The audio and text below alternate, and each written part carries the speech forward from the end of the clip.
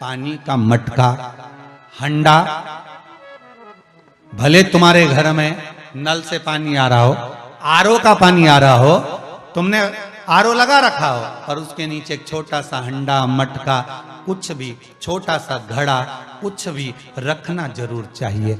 रसोई घर में भले इतना बड़ा हंडा रखो, मटका रखो, घड़ा रखो, कलश रखो, पर रखना जरूर चाहिए। क्यों? उसमें पितरों का स्थान होता है। तो घर में, रसोई घर में कभी परिवार में किचकिच नहीं होती, क्लेश नहीं होता। अगर हंडा भरा हुआ है, हंडा खाली होते होते जब सुबह के समय पर पानी थोड़ा रह जाता है, उस घर में जहां हंडा आधे से ज्यादा खाली हो जाता है, शास्त्र कहता है, भविष्य पुराण कहती है, जहां पानी का हंडा आधे से ज्यादा खाली हो गया, समझ लेना दूसरे दिन रसोई घर में क्लेश जरूर होगा, यह पक्का। इसलिए हंडे की सीमितता देखी जाती है। मटके को, हंडे को, कलश को आधे से ज्यादा भरकर रखा होना चाहिए। भले आधे तक भरा रहे, पर आधे से नीचे नहीं जाए।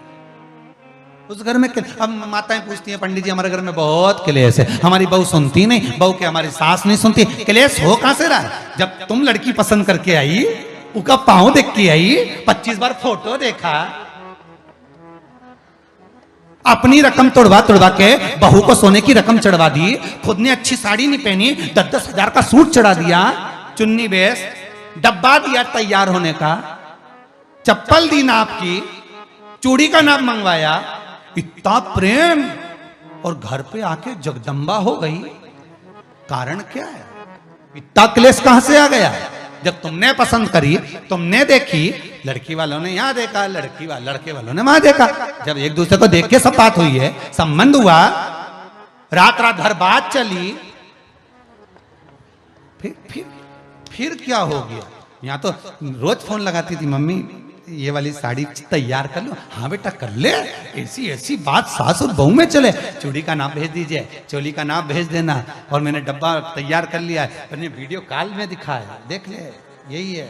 चप्पल भी लिए, ये भी लिया, चोटी भी ली, गजरा भी लिया, दुनिया का सामान लिया, शादी करी ने 2-3 लाख रुपए तो गार्डन में खर्च कर दिए, ने लोगों के खूब चटाया,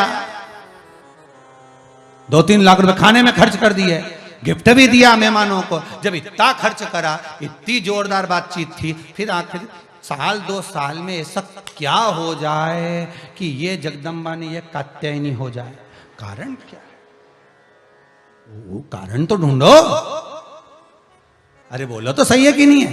कारण तो ढूंढो कि कारण क्या है ऐसा, कि क्या कारण हो गया। अब दोष दे नहीं कि माँ ने सिखा दिया होगा, और वो दोष दे, तुम तो अपनी माँ के ही हो, हमारी तो सुनो ही नहीं। अब वो इधर दोष, वो उधर दोष दे, ये दोष देने से कुछ नहीं हो, अपने कर्मों का दोष देखो। ने जरूर झांक कर देखना कि सवेरे सवेरे कहीं हंडा खाली तो नहीं मिल रहा है, पूरा नीचे तक तो नहीं चले गया, आधे से नीचे तो नहीं हो गया। मतलब घर में दूसरे दिन क्लेश तो होना ही है, भले कटोरी के चक्कर में, पानी के चक्कर में, रसोई घर के चक्कर में, रोटी के चक्कर में, चाहे दिन भर में कभी भी होगा, पर 24 घंटे में क्लेश होगा, वो पक्का है।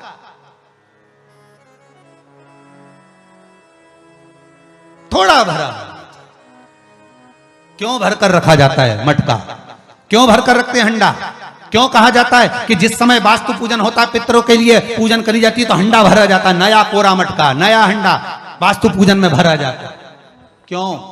और जब पंडित जी सिर पे मंगवाते हैं, नारी भर कर लाती है, गृह प्रवेश होता है, भरा हुआ मटका, खाली नहीं, भरा।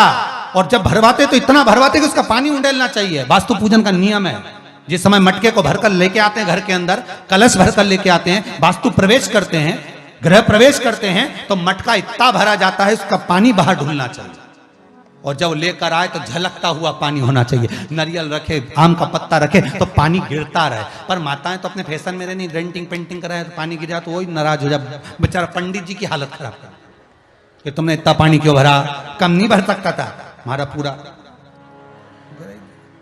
ये तो परंतु शास्त्र रीति क्या कर रही है, भविष्य पुराण क्या कर रही है, हमारी शास्त्र क्या कर रहे हैं कि पानी भरा हुआ जब चलता है, झलकता झलकता चले, घर में जब प्रवेश करे तो भगवान से यही प्रार्थना रहती है कि लक्ष्मी ऐसी झलकती रहे, इतनी कृपा कर दे। पर लोग, पंडित जी भी कह दिया अच्छे कपड़े पहनी बेचारी ने, पिन मिन लगाई हो, बढ़िया जोरदार पल्लू मल्लू लिए, तो अब डब्बा मब्बा भर के तैयार कर डेंटिंग पेंटिंग कर, अब जब पानी गिरे तो कहीं तो बेचार पंडित जी भी कहे थोड़ा खाली करो पंडित जी खाली करो। अब खाली करा, इतना भर दिया, अब वो मैंने आम का पत्ता नारियल सब धर दिया, और ना झलके ना कुछ झलके, क्योंकि इसका अहंकार इतना झलके तो कलश की खाक झलके।